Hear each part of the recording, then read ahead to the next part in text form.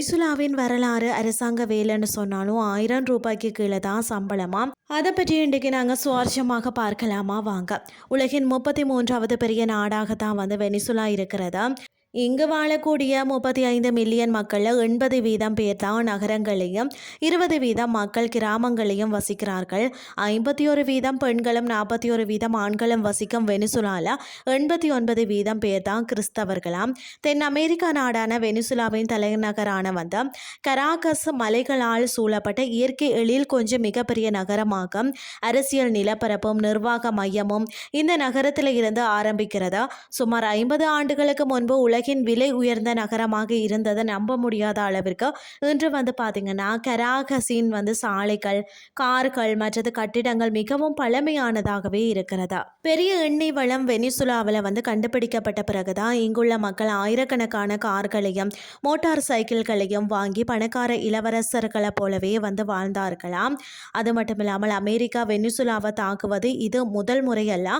தாக்குதலுக்கு பல ஆண்டுகளுக்கு முன்பே பல்வேறு தடைகளை அமெரிக்கா விதித்ததால் உலகின் ஏழ்மையான நாடாக மாறிவிட்டது. வெனிசுலாவின் பொலிவார் என்று அழைக்கப்படும் இந்த நாட்டின் நாணயத்தின் மதிப்பு வெகுவாக வீழ்ச்சி அடைந்துள்ளது. இந்தியாவின் 1000 ரூபாய் மதிப்பு இங்கு வந்து லட்சங்களாகும். லட்சக்கணக்கான ரூபாய்கள் இங்கு நாணய தாள்களில் வந்து அச்சிடப்படுகிறதா. மாத சம்பளம் பார்த்தீங்கன்னா 5 தொடக்கம் $7 மட்டும் இங்கு வந்து பெற முடியும் என்றதால ஒரு சம்பளத்தில் வாழ்வது வந்து கடினம் என்றதால அரசாங்கம் மற்றும் தனியார் வேலையில் இருப்பவர்கள் வேறு ஏதாவது வேலையை கண்டிப்பாக வந்து செய்கிறார்களா. ஐரோப்பியர்களின் வருகைக்கு முன்பு வாழ்ந்த பழங்குடியினர் விவசாயம் செய்து கடற்கரையில் பார்த்தீங்கன்னு சொன்னால் வாழ்ந்தனர். இவர்கள் தங்களுக்கு மொழி கலாச்சாரம் கொண்டிருந்தனர். கொலம்பஸால் முதல்ல வந்து கண்டுபிடிக்கப்பட்ட ஐரோப்பிய ஆய்வாளர்கள் வந்தபோது சூழ்நிலைகள் மாறியது. ஸ்பானியர்கள் வர தொடங்கியதும் அவர்களை பின்பற்றி பழங்குடியினர் தங்களது வாழ்க்கை முறை, உணவு பழக்க வழக்கங்கள், மொழிகள் போன்ற தங்களது அடையாளங்களை இழந்தனர். சைமன் பொலிவர் தலைமையின் கீழ் தான் விடுதலை உணர்வு அதாவது மேலிட்டு சுதந்திர நாடானது. இசையும் நடனமும் இங்குள்ள மக்களின் பொழுதுபோக்கு அம்சங்களாகவும் இருக்கிறது.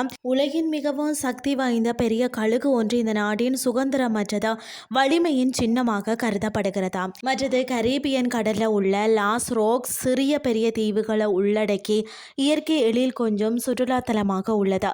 வெள்ளை மணல் தெளிவான நீர் கொண்டுள்ளதோடு டைவிங் மற்றது பார்த்தீங்கன்னு சொன்னால் ஸ்னோர்கெல்லிங் போன்ற நீரடி சாகசங்கள் செய்ய நினைப்பவர்களுக்கு சொர்க்க பூமியாகவும் இருக்கிறது. வெனிசுலா நாட்டில் வந்து தென்கிழக்கு பகுதியில் தான் வந்து பார்த்தீங்கன்னா போகோடா மாகாணத்தில் அமைந்துள்ள கிராண்ட் சாவானா உயர்ந்த அழகிய மலைகளுக்கும் பரந்த பசுமை வெளிகளுக்கும் அழகிய வீழ்ச்சிகளுக்கும் பார்த்தீங்கன்னு சொன்னால் பெயர் பெற்ற உலகின் மிக சிறந்த ஒரு சுற்றுலாத்தலமாகவும் இருக்கிறதா. அமேசான் மலைக்காடுகள் இங்கிருந்து வெகு தூரத்தில் இல்லை. இவ்வளவு இயற்கை எழில் சொந்த வெனிசுலா நாடு தன்னுடைய ஒப்பற்ற எண்ணெய் வளத்தின் காரணமாகவே இன்று ஏழ்மை நிலையில் இருப்பதுதான் அங்குள்ள மக்களுக்கு மட்டுமல்ல உலக நாடுகளுக்கும் கண்ணீரை வரவழைக்கிறது. இன்றைய கிறிஸ்டி உங்களுக்கு வந்து பிரயோசனமாக அமைஞ்சிருக்கும்னு சொல்லி நான் நம்புறேன். இதே மாதிரி மற்றொரு கிறிஸ்டின் வாயிலாக உங்களை சந்திக்கிறேன். நன்றி.